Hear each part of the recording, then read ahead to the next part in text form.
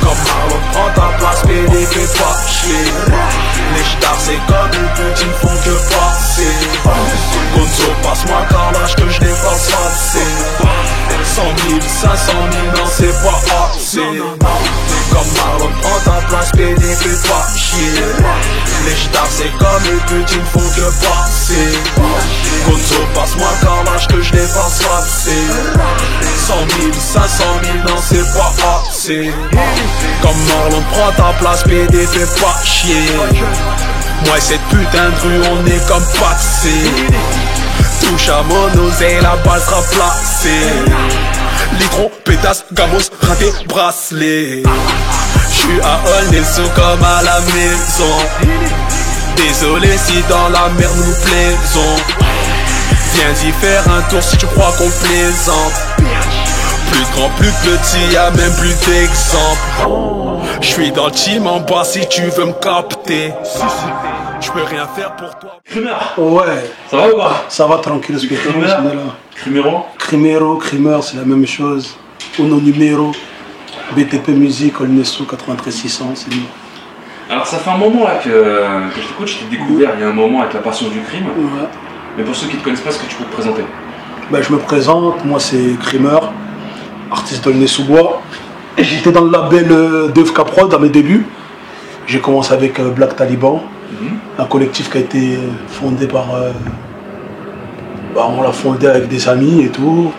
On s'est mis en partenariat avec DFK Prod et voilà, j'ai commencé le rap en 2008-2009 sur le premier projet à Gonzalez, Style Essence et voilà, après Crimer est né, hein, voilà. Crimer est né. Ouais. Alors, est-ce que tu peux me décrire ton rap? Parce que ça ferait, t'as un rap assez hardcore, t'as un rap assez ghetto déjà à la base, mais petit à petit t'évolues vers un autre... T'évolues musicalement, je sens en ce moment avec les nouveaux clips et tout ça. Ouais, j'ai un rap hardcore. Ouais, j'ai un rap hardcore et... En fait, j'ai un rap hardcore, mais moi, avant tout, je suis artiste, t'as vu? C'est-à-dire, le rap hardcore, c'est malgré moi, t'as vu, c'est la vie qu'on mène. On est dans des banlieues, t'as vu, on n'est pas... On vit là, on rappe ce qu'on vit. Mais sinon, même dans La Passion du Crime, le premier projet que j'ai sorti, il y a des morceaux comme Bébé pleure pas. C'est... T'as vu, c'est comme un scénario, t'as vu, c'est... comment dire? C'est une histoire, c'est l'histoire d'une famille, t'as vu, il n'y a rien d'accord, il n'y a pas de la route dedans, tu vois. Ça passe sur un braquage et tout, mais c'est un homme qui écrit une lettre à sa femme, qui lui dit, voilà, prends soin de mes enfants, etc., etc. Et le rap hardcore, c'est parce que la rue, elle est comme ça, frère. Ça veut dire, moi, quand je me lève le matin, je sors de chez moi, on me dit direct, t'as entendu, l'autre il s'est fait péter, t'as entendu, l'autre il s'est pété, t'as entendu, tu vois. C'est-à-dire, tu t'inspires, quand t'es artiste, tu t'inspires de ce que tu vois, tu vois. Nous, on est concocté dans le quartier, on est resté longtemps dans le quartier, donc c'est tout ce qu'on a, t'as vu.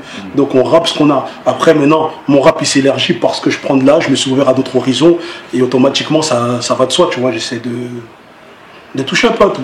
Mais on reste toujours la base, Crimer. Tes projets qui étaient sortis à l'époque, donc Passion du Crime, est-ce que tu peux me parler de ce projet qui était sorti à l'époque? La Passion du Crime, qu'est-ce que j'ai dit La Passion du Crime? Parce que c'était la première fois que tu rentrais au studio, tu me disais. Ouais, La Passion du Crime, c'était mon premier CD, parce que j'étais parti, c'était mes 3 cuisiniers, c'était mon premier solo. C'est-à-dire tous les morceaux de La Passion du Crime, c'est mes premiers morceaux. Et j'étais comme un enfant, c'est-à-dire c'est comme un enfant quand j'étais pas conscient de ce que je faisais. C'est aujourd'hui quand je réécoute ce projet-là, en 2014-2015, je me dis qu'en fait, artistiquement, j'étais... L'artiste a eu sans prétention quoi, c'est du costaud La Passion du Crime, franchement. Quand je regarde la consistance du projet, t'as des morceaux comme Bébé pleure pas, Ambiance gaze, Mort vivant, c'est des morceaux d'album, tu vois. Et c'est mes premiers morceaux, c'est maintenant quand je les réécoute, je vois la maturité que j'avais dans l'écriture et dans la technique et tout, comment j'étais en avance et tout, je me dis, pour moi c'est un gros projet.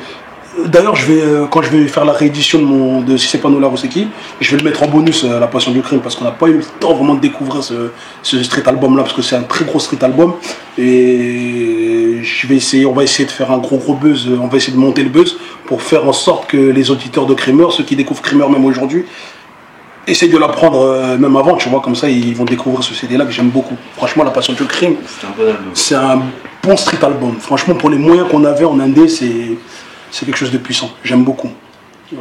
Si c'est pas nous, la rue c'est qui, donc j'ai écouté un petit peu. Pourquoi aussi peu de morceaux? Parce que c'est un EP.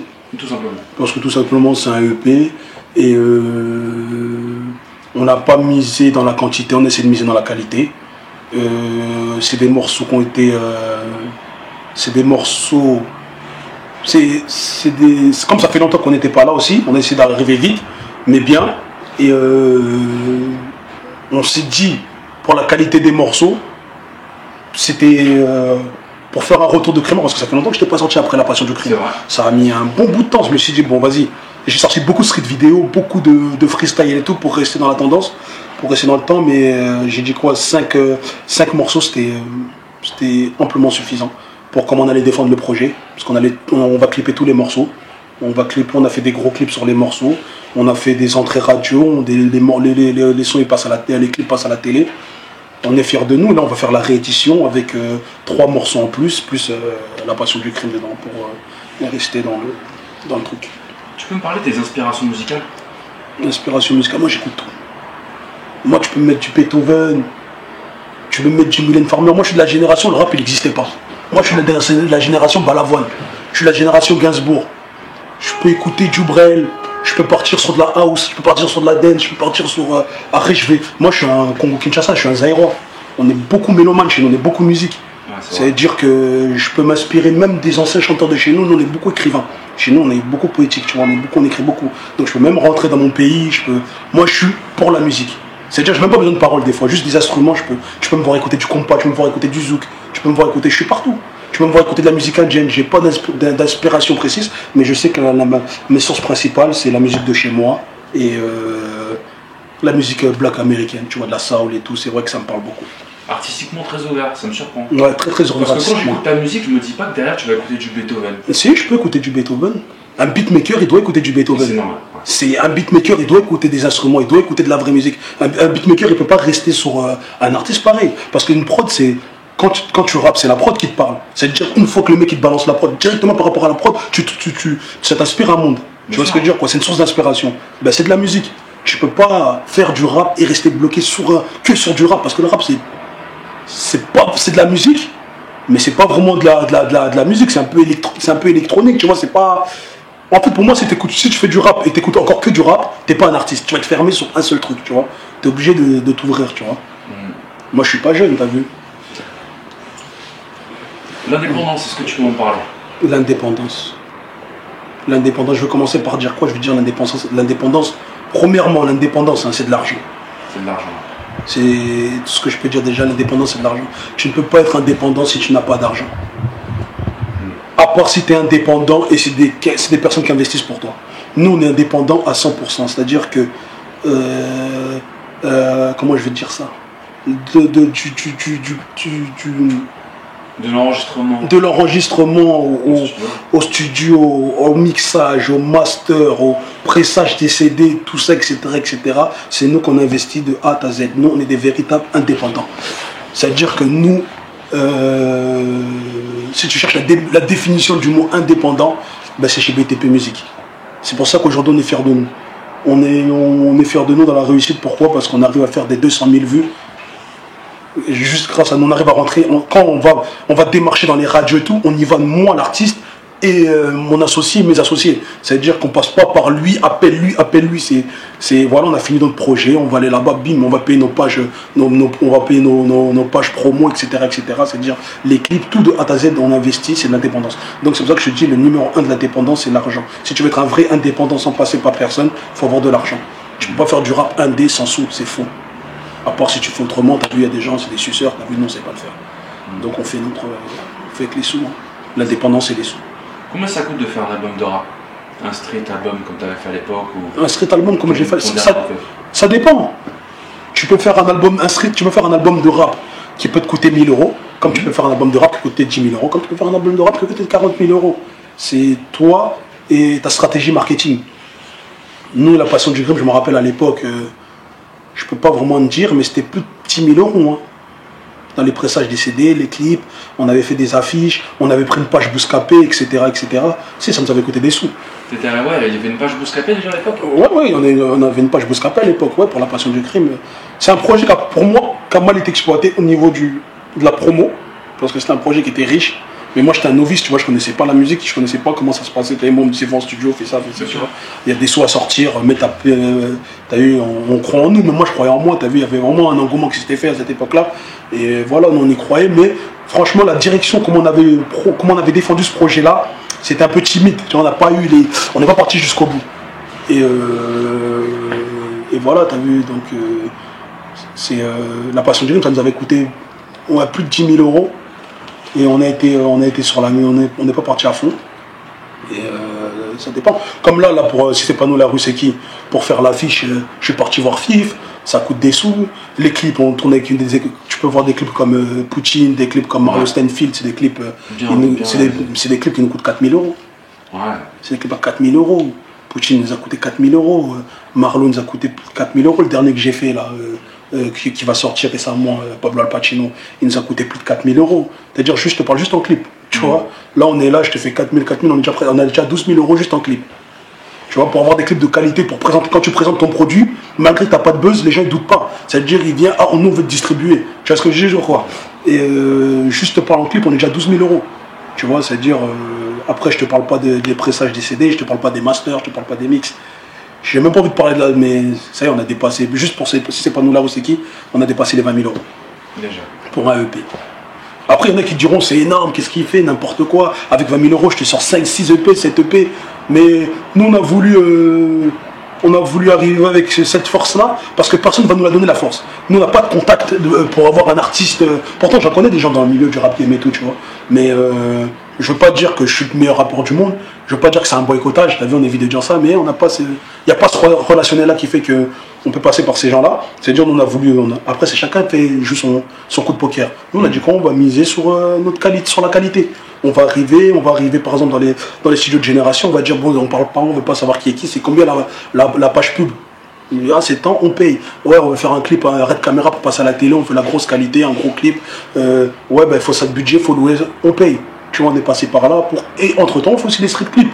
On fait des street clips pas chers pour entretenir, tu vois. C'est un tour, on essaie de faire à fond, comme ça demain on ne regrette pas. C'est pas je me dis, oh ouais, si j'aurais fait ça, peut-être que. Ah, si j'aurais fait ça, peut-être que. Non, j'essaie de faire.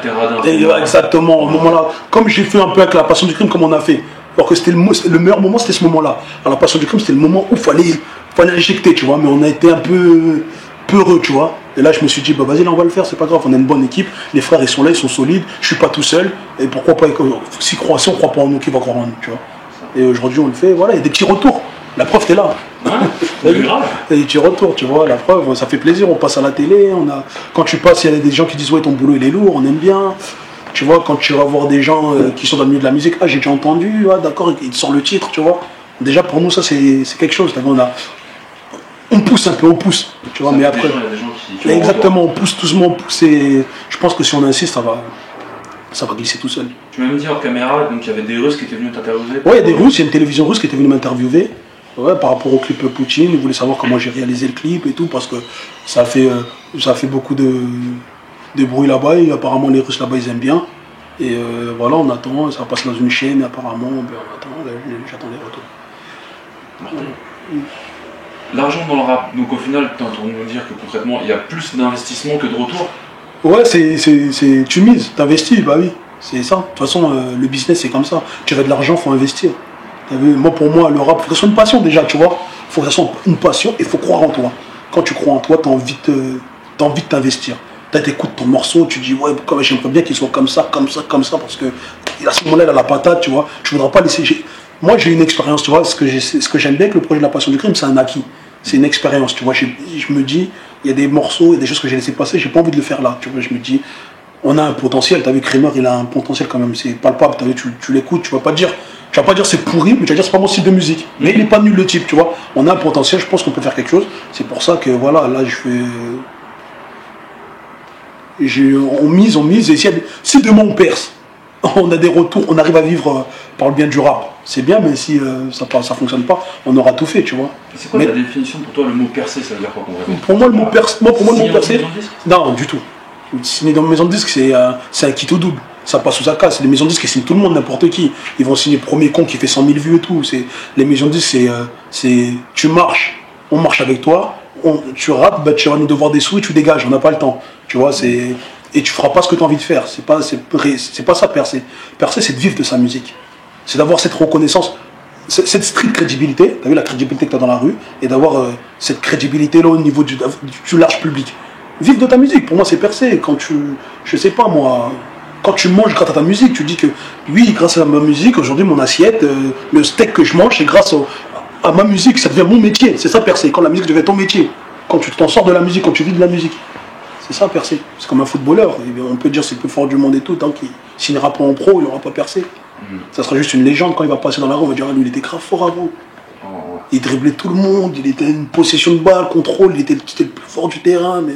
Mais Skin, regarde, il est là maintenant, il galère. Tu vois. C'est comme moi, on va me dire la même chose. T'as vu ce mec-là, il était grave fort. C'était un putain de rappeur et tout, mais il a pas percé, tu vois. Il est grave lourd, tu vois. Mais on compte pas après. On n'est pas dessus, on n'attend pas après ça, tu vois. Nous, on fait d'autres trucs, tu vois. Les clips qu'on fait. Il y a des mecs en major, ils les font pas. Les clips qu'on fait, il y a des mecs en major, ils les font pas. Les clips qu'on fait, je peux me sortir une grosse liste de rappeurs indépendants. Tu me sors une grosse liste de rappeurs indépendants. Il n'y a pas des rappeurs, il n'y aura pas beaucoup de rappeurs qui font les clips qu'on fait. Hein. Je te dis la vérité, c'est des clips professionnels, c'est des clips avec des gros moyens, tu vois. T'as vu, juste ça, on se dit, vas-y, pour montrer aux gens qu'on rappe par passion. Parce que le clip, quand tu fais un clip à 5 000 €, tout en sachant que tu es sûr et certain, parce qu'on ne te connaît pas, que tu vas rien recevoir en retour financièrement, c'est que vraiment tu es passionné de ce que tu fais. Tu vois, tu le fais d'abord pour toi, pour savoir que je te présente mon travail et quand j'arrive, je te dis regarde, mais c'est moi qui fais ça. Ah ouais, t'as vu. Moi j'aime le regard des gens. Ah tu rappes, ouais je rappe et tout. Fais voir ce que tu fais. Bah clique ça, bam, il tombe sur Marlo Stanfield, il fait oh, mais comment ça se fait que tu perces pas toi? C'est mieux que les rappeurs de nanan. On dirait un rappeur américain, on dirait, tu vois. Bah juste moi ça là, cet effet papillon là, j'aime bien.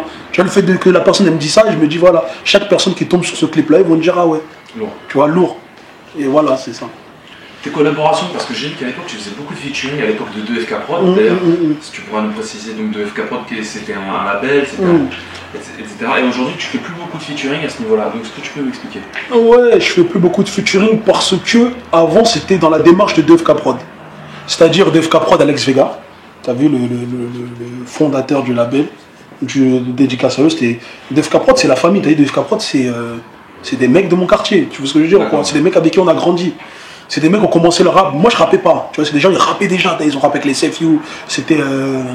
Leur groupe, c'était KDF. Il y avait des Sai. Ouais, tu te rappelles, non? Voilà, c'était leur groupe et tout. Et eux, ils rappaient depuis longtemps. T'as vu, nous, on suivait, on supportait. C'était les mecs du quartier. Après ça, ils ont signé Gonzalez. Et Gonzalez, c'était la famille, tu vois. Et moi, Gonzalez, t'as vu, me parler de ses projets. T'as vu, j'étais comme son conseiller, tu vois, du rap et tout. Et un jour, t'as vu des fois sur les textes, je l'ai aidé à mettre quelques mesures et tout. Je me disais, t'as vu, t'as du potentiel dans l'écrit et tout. Et ça, boum, après boum, j'ai rappé. Ça fait je suis rentré dans 2FK Prod. Et la politique d'Adama, c'était pas de seulement Adama, c'était à l'époque, dans les années 2009, c'était ça le rap. Hein, c'était beaucoup de featuring. Okay. Tu vois, c'était quand tu regardais les mixtapes des gens, c'était beaucoup de featuring. Quand le mixtape, tu vois, était le rappeur, Sadiko, il avait au moins plein de featuring. Tu vois, c'était à l'époque, ça marchait en featuring. Il fallait faire plusieurs featuring pour être connu. C'est la politique du 2FK Prod. C'est-à-dire, moi, j'ai fait les feats, t'as vu, j'ai fait plusieurs feats que j'ai aimé, bien sûr. T'as vu, on a fait des feats, il y a eu des bons morceaux et tout. Maintenant, moi, les feats, je les fais plus. Pourquoi? Parce que je me dis, pour l'instant, j'ai trop de trucs à dire. Le feat, ça me dit rien. Si je fais un feat, c'est au feeling. T'as envie de te développer plus en solo? Exactement. Moi, je suis un rappeur solo. Bien sûr. Tu vois ce que je veux dire, quoi? Si je fais un feat, c'est au feeling. Si je fais vraiment un feat, c'est parce que le rappeur, j'aime beaucoup. Tu vois, j'aime bien le rappeur. Et même un rappeur pas connu, tu peux me ramener un mec qui fait 100 000 vues. T'as vu, tu peux me ramener un rappeur, il fait 100 000 vues, 100 vues, 0 vues, ou il vient juste de commencer. S'il rappe dans mon oreille, je vois, ça fait. Il a quelque chose et tout, j'aime bien ce qu'il fait, je serai obligé de rapper avec lui. Parce que après, quelque part, tu dis tu rappes pour la passion. Donc, t'as un mec qui est pas. Je préfère rapper avec des mecs pas connus qui ont du talent, qui ont un potentiel que t'as vu rapper. Et comme je n'ai pas d'attaché, j'ai pas de vrai manager et tout, on n'a pas un pied dans ce rap-là. T'as vu, c'est-à-dire, je reçois beaucoup de gens qui viennent feat, mais. J'aime pas, t'as vu, j'ai pas envie de faire un feat pour. Je vais rien t'apporter, j'ai pas de buzz. J'ai pas envie de faire un feat avec toi pour dire que toi t'as rappé avec Creamer, tu vois ce que je veux dire, quoi, ça sert à rien. En gros, j'aime pas vraiment ce que tu fais, tu vois. Maintenant, s'il y a un feat, s'il y a quelque chose au feeling, je vois, j'aime bien ce que la personne a fait, je peux faire le feat, y'a pas de souci. Ouais, j'ai des projets de feat, je vais faire des feats avec des gens, tu vois. J'ai des propositions et tout, je le ferai, mais pour l'instant, non, je suis pas trop dans les feats. Je suis pas trop dans les 2FK Prod, ouais, à l'époque, c'était à la mode de faire les feats, il fallait faire des feats et tout. Moi, j'aime bien faire un feat avec un rappeur qui. Avec à la gauche, parce qu'automatiquement, il y aura une concurrence loyale. C'est-à-dire, automatiquement, tu vas dire, ah, lui, il est bon. Il va dire, ah, moi, je suis bon. C'est-à-dire, faut que nous deux, on va mettre la patate et ça va faire un gros morceau automatique. Tu vois. Là, c'est ça qui est bien en indé, tu fais pas des feats pour le business. Tu fais le feat pour faire un gros morceau, tu fais le feat pour la concurrence loyale, tu vois. C'est ça qui est bien avec le rap indé. Donc moi je suis le bon rappeur. Tu vois. Au niveau des tendances actuelles musicales, qu'est-ce que tu penses de l'influence du rap américain sur le rap français? Ouais. Moi j'aime. Après, peut-être ce que je vais demander, ça va être impossible. Moi je suis d'accord de l'influence que le rap américain a sur le rap français, mais moi j'ai envie aussi, je veux pas que le rap français perde sa plume, tu vois, c'est important. T'as vu, mais moi je constate, parce que moi j'en fais partie aussi, je constate que avec le temps je commence à plus, j'écris pour, c'est plus de l'égo-trip maintenant qu'on fait, tu vois. Et moi j'ai envie que, c'est difficile, mais j'ai envie qu'il y a ce truc là, cette influence là de rap qui arrive, j'aime bien, t'as vu. Maintenant le rap français je peux l'écouter en boîte, t'as vu, ça se danse, c'est tout. Moi j'aime bien, t'as vu, moi je suis un fêtard, t'as vu, j'aime bien, ça bouge et tout, t'as vu, tac. Et j'aimerais aussi que il y a ce côté-là qui reste, t'as vu, cette culture, tu vois, que comme Lino l'a ramené, là, d'ailleurs, avec son dernier album qui est lourd, là, j'aime bien, t'as vu, j'aime bien, je veux que le rap, il a cette plume-là aussi qui reste, que pas toujours, ouais, bon, ça rase, non, torse nu, attraper, toujours danser, non. Je veux pas que ce côté-là, parce que nous, on est riches, nous, dans la plume, tu vois. Ouais, lyricalement, on est très très riches, et ça, c'est vraiment, c'est important, c'est un paquet, ça, c'est gros, c'est pas tout le monde qui a ça. T'as vu, le rap, c'était un conseil avant, on écoutait du rap, t'étais jeune, tu marchais, ça te conseillait, ça. C'est pas le rap qui va changer ta vie, c'est pas le rap qui va éduquer tes enfants. Mais quand même, t'avais. Nous, quand on écoutait du Kerry James, t'as vu à l'époque et tout, certes c'était rue, mais il y avait quelque chose, il y avait un message, t'as vu, les IAM et tout, t'as vu. Moi, je veux que ce côté-là, il reste. Moi, je suis pour que le rappeur, oui, il fait ce qu'il a à faire, mais montre que le rap français, il existe, ne le tue pas en faisant trop de bruit, tu vois. Trop de voyous, il y a trop de voyous. Et d'après français, il y a trop de pan. T'as vu, les mecs qui sont trop de la drogue, je vais te tuer, je suis musclé, ramène ta bande, c'est trop comme ça, c'est pas vrai. Les mecs qui sont pas comme ça, ils perdent leur couille à tout moment. C'est des gens, ils sont. T'as vu, le respect que j'ai pour les gens qui travaillent, c'est eux les vrais hommes, c'est les vrais réalistes. Mais ces gens-là, c'était des travailleurs à la base. C'est des travailleurs. T'as vu, ils peuvent le dire aussi. T'as cette expérience-là de travail, t'es un travailleur, t'es un mentor, t'es pas un businessman. Mets-le en avant pour les petits frères qui veulent pas aller faire le pu ou aller bicrave. Tu vois, c'est pas tout le monde qui a la même chose. C'est pour ça qu'après, il y a plein de petits qui se retrouvent à faire des choses qui ne veulent pas le faire pour prouver après. Non, moi je suis pas pour ça, t'as vu, je suis pas pour ces mensonges-là. De gens qui. Tu le vis pas, frère, c'est pas vrai, tu le mens. Tu le vis pas. Comme tu dis, c'est pas ça la vie, c'est pas essayer de prouver à d'autres gens. Exactement. Tu montres aux gens que la violence c'est rien, tu vois, mais c'est pas vrai parce que t'es pas violent et tu sais pas c'est quoi la violence, t'as jamais tenu une arme. T'as jamais buté un mec. Tu vois, on t'a jamais. Tu sais même pas quoi, on t'a jamais dû même 5 000 euros. Tu sais même pas c'est quoi quelqu'un qui doit 5 000 euros si vraiment tu vas le fumer s'il te les doit ou pas. T'as jamais vu de la drogue, t'as jamais vu des kilos devant toi, c'est pas vrai. Tu mens, tu sais même pas c'est quoi le business. Tu vois, et moi c'est ça que je suis pas, c'est ça que je cautionne pas. Il y a beaucoup de gens dans le rap qui sont là à faire les gens, je suis un dur et tout, mais c'est pas vrai, tu mens, t'es pas un dur. Tout le monde se sait, on se connaît. Tu vois ce que je veux dire, quoi. Donc déjà, s'ils peuvent mettre une police pour ça, une police du rap, des faux rappeurs qui se font passer pour des soi-disant des pseudo-thugs, des pseudo-mecs qui ont de l'argent, t'as vu, alors que c'est des fauchés, mon frère, sans la maison de disques, qui seront là en train d'aller à l'intérim, ranger des boîtes de conserve ou en train de faire de la je sais pas quoi. Moi, c'est ça qui me fait mal à la tête. C'est pour ça que je préfère. C'est pour ça que dès qu'on parlait là du rap commercial, moi je suis pour ces gens-là. Moi je valide parce qu'ils rappent leur vie.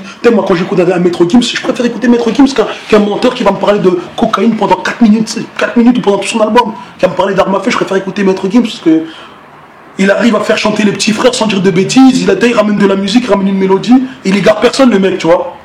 Entre guillemets, il égare personne, t'as vu. Je préfère écouter ces mecs-là, section d'assaut, moi je suis pour ces gens-là. Ils ramènent du rap festif, pas dire que le rap c'est que négatif, etc. Tu vois. C'est pour ça, t'as vu, moi je suis pour ces gens-là. La suite de tes projets là pour 2015, qu'est-ce que tu nous annonces de beau? Pour 2015, ben là il y aura la réédition de Si c'est pas nous la rue c'est qui, avec 3 inédits, nouvelle pochette. Là par contre, parce que si c'est pas nous la rue c'est qui, on l'a sorti quand en digital, on l'a sorti quand sur internet et tout, il était en téléchargement sur internet. Là on va le sortir, il va se retrouver dans les Fnac et tout, Inch'Allah, il y a ça. Avec le bonus de mon premier CD La Passion du Crime. Le CD entier. Ouais, le CD entier, je l'ai mis Double CD pour... Voilà, double CD pour un prix... on n'est pas encore fixé au niveau des distribs et tout, mais ça va être un prix dérisoire, ça va pas plus de 10 parce euros. qu'ils vont prendre après leur partie à eux. Voilà, exactement. Après, on n'est pas fixé. T'as vu, on va s'arranger avec ça. Double CD. Au début, je voulais mettre des morceaux précis de La Passion du Crime. Mais après, on a écouté tout le CD. J'ai dit, vas-y, viens, on met tout. Tout le CD, il est bien. T'as vu, il est bien à découvrir. Ça se trouve, il y en aura pour tout le monde. Et voilà, on va mettre un double album, double CD. On va mettre 3 inédits. Double CD avec un t-shirt BTP Musique. C'est ça, c'est notre textile. C'est ce qu'on fait avec un t-shirt BTP Musique avec à l'intérieur. Où est-ce qu'on peut trouver BTP Musique? Pour l'instant, BTP Musique, là, on va ouvrir le site internet et on va aller dans les... Après, il y aura plusieurs liens dans plusieurs sites, comme dans le tien, comme dans ton site et tout. On va faire ça. Il y aura des magasins aussi. On mettra toutes les adresses, toutes les infos. Mais incessamment sous peu, BTP Musique, on va le monter en patate. L'image, elle va te monter en patate. Okay. On va te souhaiter donc, le mot de la fin. Le mot de la fin, c'est Crimero no numero. Va chercher si c'est pas nous la rue, c'est qui, parce que c'est du lourd. Dédicace à tous les rappeurs vrais. Dédicace au rap indé. C'est grâce au rap indé que le rap il existe. Et voilà. Hein. Paris est magique. Et 93 600 à vie, 3 queues. Ré.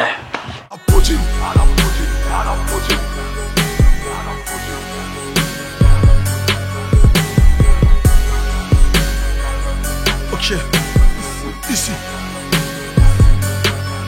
Ici tu te chies dessus, on te termine. Roule comme si c'était permis. Les fatigues comme une hernie. Je sais que tu halal, fais pas birhani. On a les meurs et les vermines. Ils ont les talons, le gloss et le vernis. Cherche une bœuf coupée à la coque aromatisée, vanille. Oui, je les drogue si tu veux pas le dire. Appelle-moi Crimero Vladimir Poutine, 936, encule les putains les bouquis. Que genre du hall mais tu te prends pour qui? Trop la dalle, mes mecs 5-6 bouquis. Je suis absent donc ils en profitent. T'es qu'une rouette de ton profil. Que des gays meufs sales au fil. Je veux une white girl à la Sophie. C'est plus des halls mais des confis. Quoi me tester mec au confit. Ah confit. Eh ouais, je fais du saligo 100% quinoa parigo. Mon choix est fait entre le merco et le passe Navigo. Y'a plus de l'OV, c'est la fin des haricots. Viscère grand et petit comme ce Harry.